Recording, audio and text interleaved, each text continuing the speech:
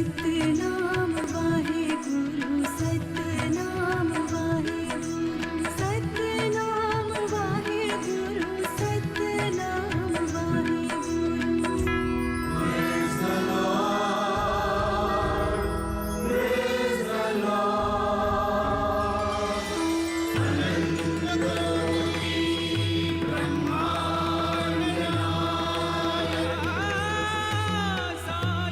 सबका मालिक एक है। हमारे मना करने पर भी आज आपने उसकी मस्जिद की सीढ़ियां चढ़कर बहुत बड़ी गलती कर दी। एक सवाल जहन में उठा और मैं आपसे कुछ ना कह पाई। कैसा सवाल बेगम? यही कि क्या साईं बाबा गादी पर बैठेंगे? आपको क्या लगता है भगत जी, देवा इस समय किस भक्त के पास होंगे? मैं आपके पास शिरडी आना चाहता हूँ, मुझे अपने पास बुला लो।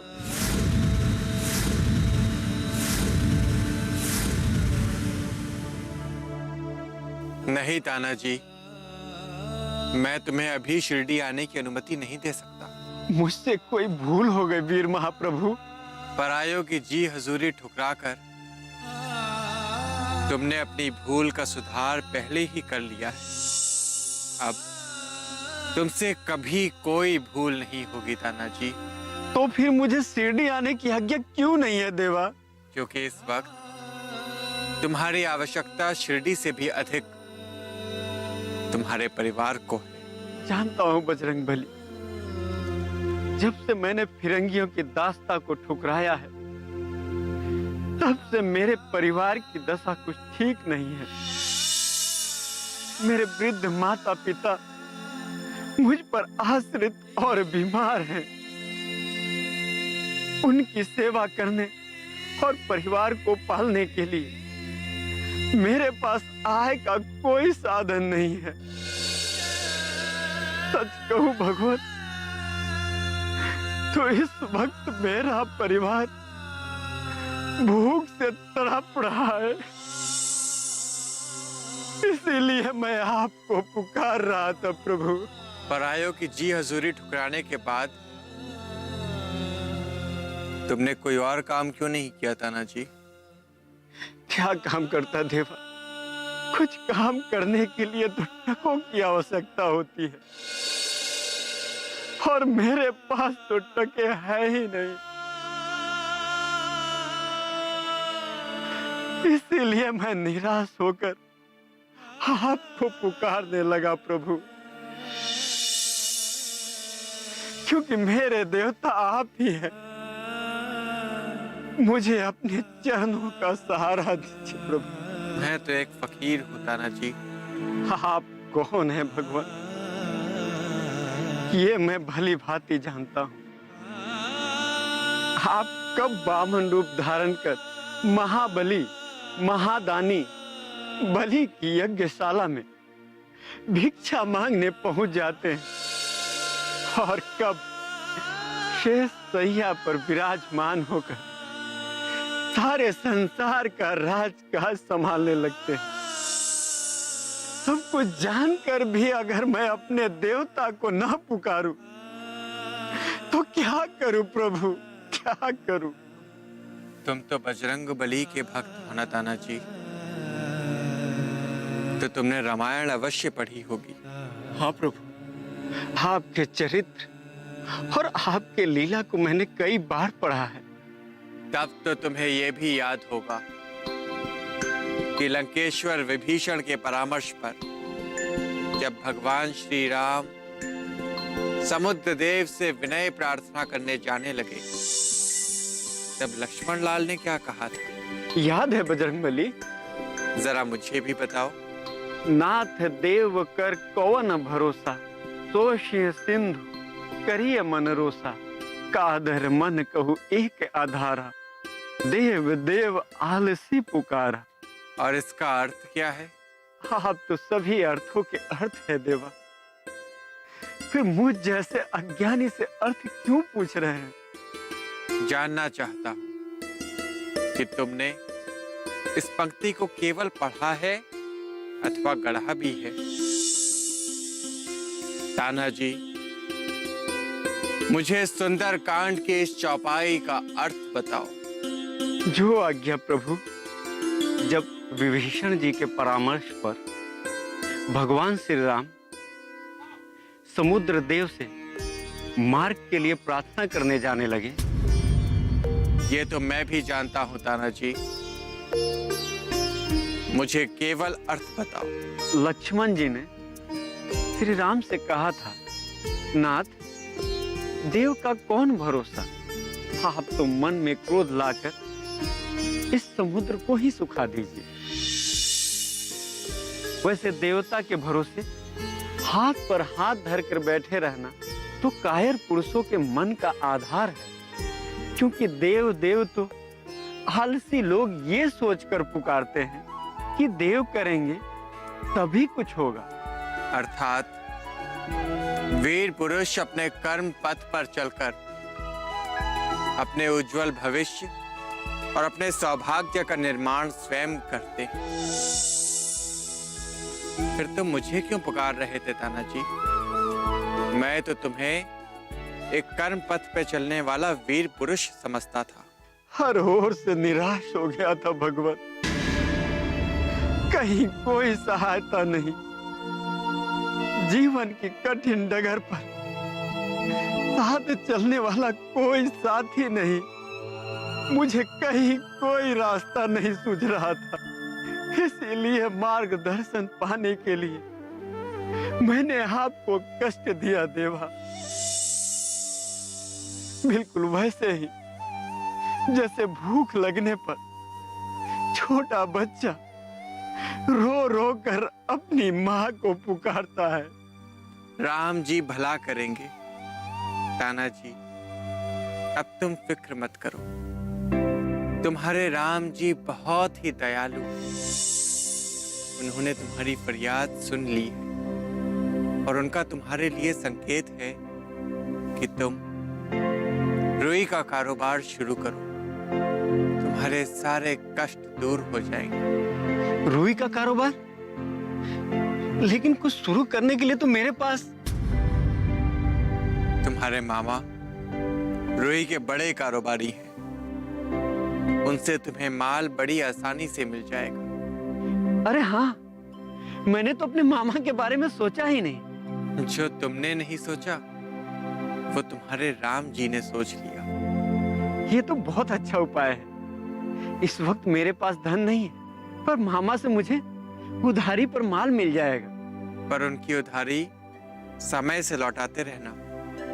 जब तुम समय से उधारी लौटाओगे तो बाजार में तुम्हारी साख बढ़ेगी और व्यापार में तुम्हारी साख जितनी बढ़ेगी उतना ही तुम्हारा व्यापार आगे बढ़ता जाएगा और कुछ समय के बाद तुम्हें कर्जा लेने की जरूरत ही नहीं पड़ेगी। मैं कल ही अपने मामा से मिलने रत्नागिरी चला जाता हूँ। पर ध्यान रहे ताना जी, माल अपने पास मत रखना। जितना जरूरत हो उतना उनके गोदाम से उठवाकर सीधे ग्राहक को भिजवा देना। जो आज्ञा बजरंगबली।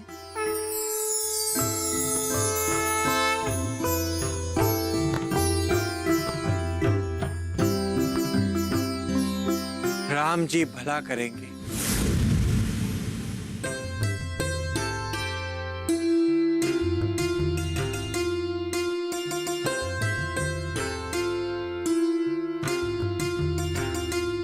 साईं बाबा की जय। साईं बाबा की जय। साईं बाबा की जय। साईं बाबा की जय। साईं बाबा की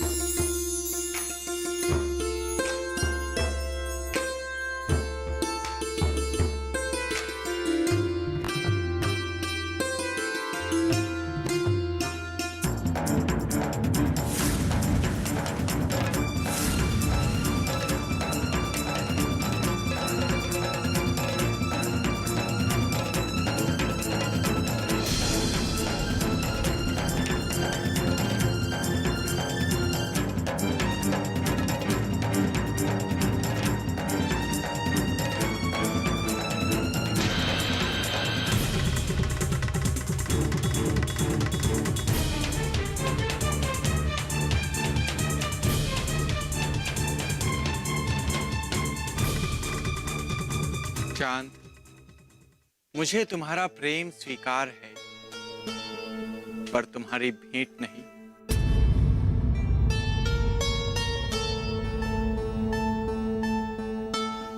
क्यों बाबा? क्योंकि मैं एक फकीर हूं चांद।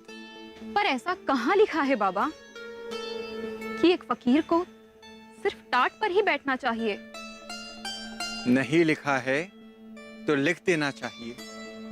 वैसे भी बहुत सी बातें होती हैं जो मानी जाती हैं पर कहीं लिखी नहीं होती।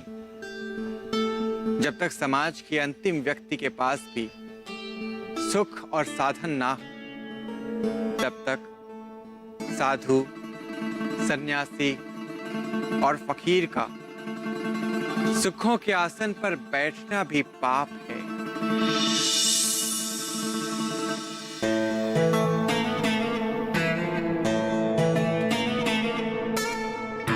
मैं कुछ कहूं देवा? ज्ञान की कोई बड़ी परिभाषा देकर तुम मुझे फंसाना चाहते हो मालसा? आप तो परिभाषाओं की भी परिभाषा हैं देवा। भला मैं आपको क्या फंसा पाऊंगा?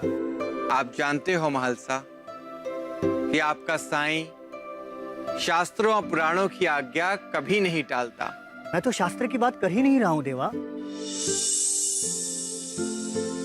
मैं तो बस इतना कह रहा हूं कि आप अपने फकीरी के पद पर चलते रहिए, लेकिन हमें हमारे भगवान की पूजा करने दीजिए। नहीं महलसा, आपके शब्दों में ज्ञान की चतुराई है। मैं फकीर ही भला हूं और मुझे नाज है अपनी फकीरी पर। सच कहूं तो फकीरी ही सच्ची बादशाही, अमीरी से लाख सवाई, गरीबों का अल्लाह भाई। तो फकीरी ही सच्ची अमीरी है महलसा। महलसा, आप तो परम ज्ञानी हो। मेरे एक प्रश्न का उत्तर दो। आप साधु, सन्यासी और फकीर किसे मानते हो? मेरी समझ में तो कुछ नहीं आ रहा देवा। तुम्हारी इन बड़ी बड़ी बातों को मैं नहीं समझ पाती हूँ। तू तो सबसे समझदार है मेरी जिपरी। फिर भी बता, तुझे समझाने के लिए मैं क्या कहूँ? राम जी भला करेंगे।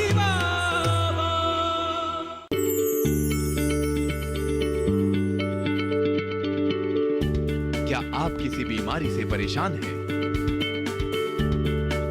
चाहते हैं डॉक्टर की सलाह?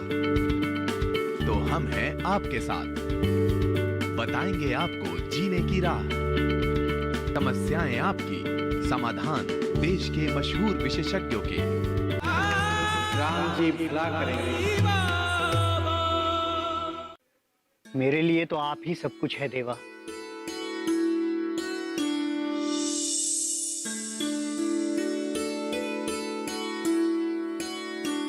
मैं भला आपके प्रश्न का क्या उत्तर दे पाऊंगा? मेरा मानना है कि फकीर वो है जो अंदर से बिल्कुल खाली हो, जिसमें कोई साज नहीं, कोई सामान नहीं, मैं का कोई भाव नहीं। अगर मैं होता तो जरूरत होती। जब मैं ही नहीं तो जरूरत कहां से होगी महलसा? अगर मैं होता तो परमात्मा नहीं आता, और मैं नहीं तो परमात्मा कण कण में वास कर लेता है। तभी तो नानक ने कहा है, जो डूबा सो पार लगा। उसे पाना है तो खुद को शून्य कर लो, बाकी सब कुछ अपने आप हो जाएगा।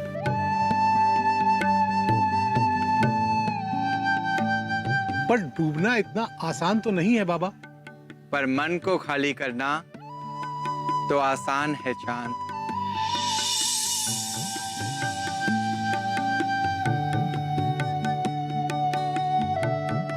खाली मन अर्थात जहां कोई इच्छाएं न बची हों, जहां ना अतीत हो और ना भविष्य, क्योंकि अतीत तो यादें हैं जो शूल बनकर मन में चुभती रहती हैं, और भविष्य सपने हैं जिन्हें सच करने की जुगत मन को इच्छाओं से भर देती है। ना अतीत ना भविष्य, तो जीवन जिया कैसे जाए देवा?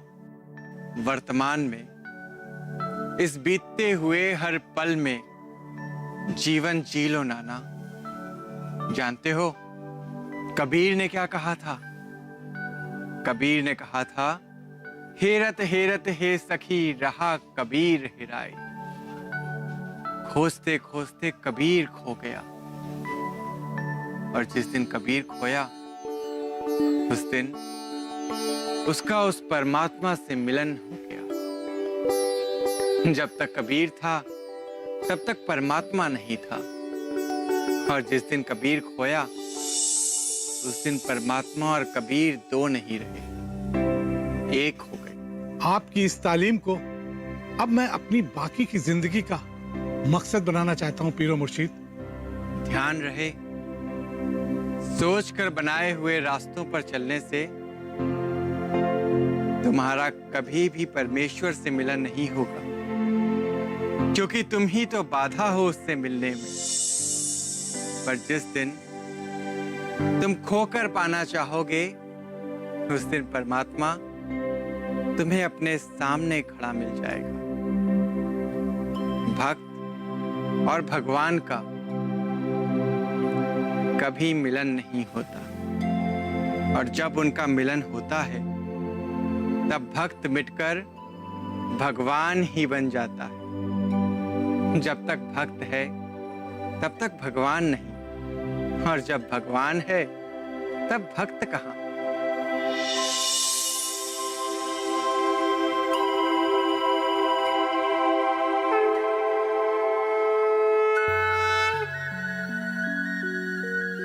ये तो पूर्व जन्म के किए हुए शुद्ध कर्मों का फल है देवा, के आपके चरणों की शरण मिली। धन्य है हम और धन्य है ये शिरडी।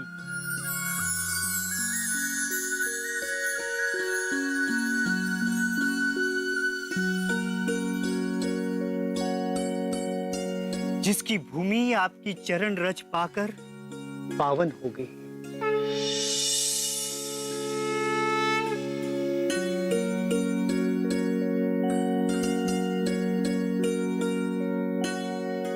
बाबा, पर मेरी समझ में तो कुछ नहीं आ रहा देवा। तुम्हारी इन बड़ी बड़ी बातों को मैं नहीं समझ पाती हूँ। तू तो सबसे समझदार है मेरी जिपरी। फिर भी बता, तुझे समझाने के लिए मैं क्या कहूँ? कहो नहीं, करो। अरे चांद, तुमने मेरे प्रश्न का उत्तर नहीं दिया। बाईजा बाई ने। ये तो मैं जानता हूँ चांद, पर पूरी बात बताओ। राम जी भला करेंगे।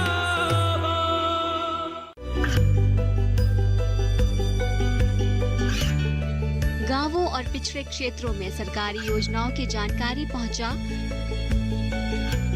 देश में कौशल और क्षमता विकास कर ग्रामीणों को सामाजिक बदलाव और विकास से जोड़ने की दूरदर्शन किसान की पहल चौपाल चर्चा देखें सोमवार से शुक्रवार सुबह 9 बजे।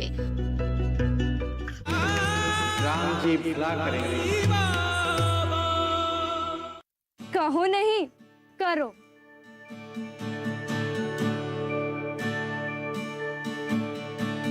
क्या करूं? चांद काका जो गादी लाए हैं उस पर आप बैठ जाओ। मुझे सारी बातें अपने आप समझ आ जाएंगी।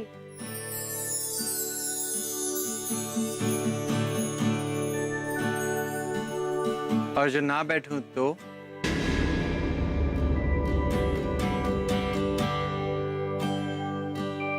तो गादी को इतने पास से देखकर भी मैं उसे नहीं छू पाऊंगी।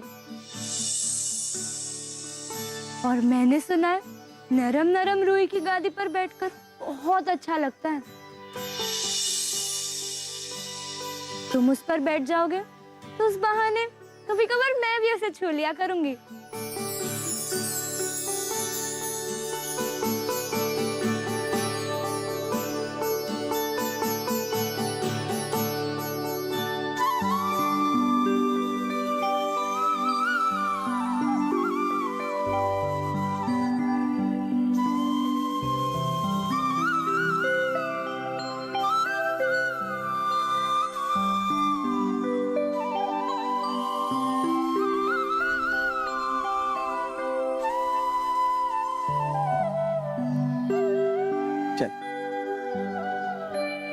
पीरो मुर्शीद साईं बाबा की जय। पीरो मुर्शीद साईं बाबा की जय।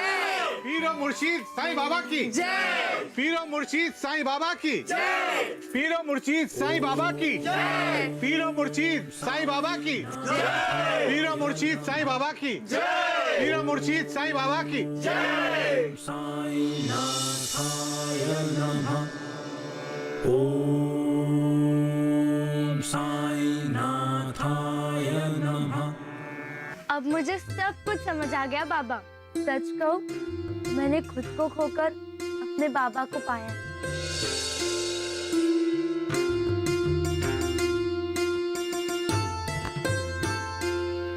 तो आज माँ की ममता जीत ही गई। माँ की ममता? मुझ पर क्यों तोहमत लगा रहे हो साईं? मैंने कुछ नहीं किया। तो वो चांद को गादी का सुझाव देने वाली बायजा कोई और थी क्या?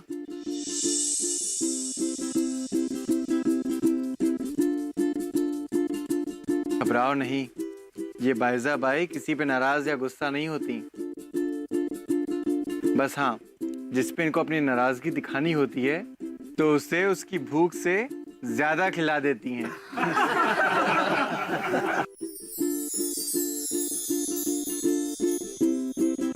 अरे चांद, तुमने मेरे प्रश्न का उत्तर नहीं दिया।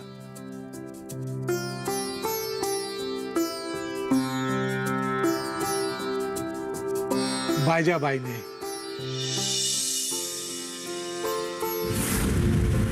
ये तो मैं जानता हूँ चांद, पर पूरी बात बताओ।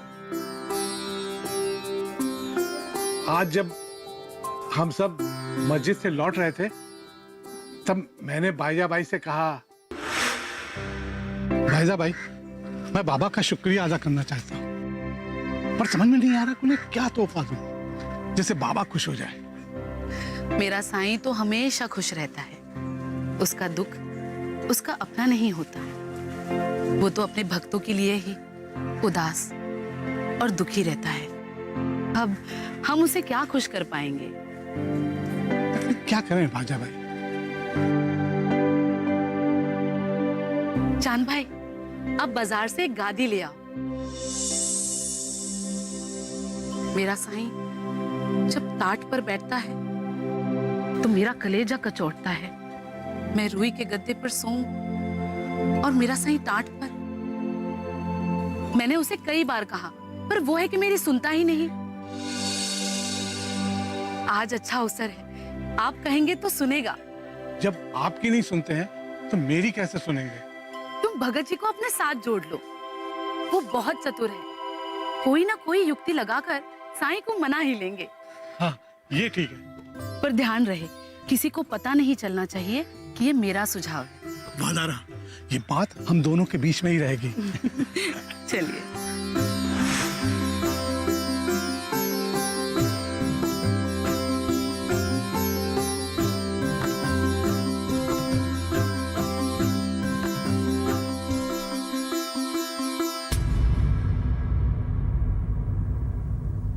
धर्म और मजहब के कटीले पिंजड़ों में कैद इंसानों ने रंगों और वस्त्रों तक को अपने उन्माद और जुनून की पहचान बना डाला है। रंग तो प्राकृतिक होते हैं, फिर उन्हें मजहबी बनाने की साजिश क्यों? सच तो ये है कि रंगों और वस्त्रों को मजहबी पहचान देने वाले अपने धर्म का नहीं, स्वयं का वजूद तौलते हैं। आरती श्री साईं गुरुवर की, आरती श्री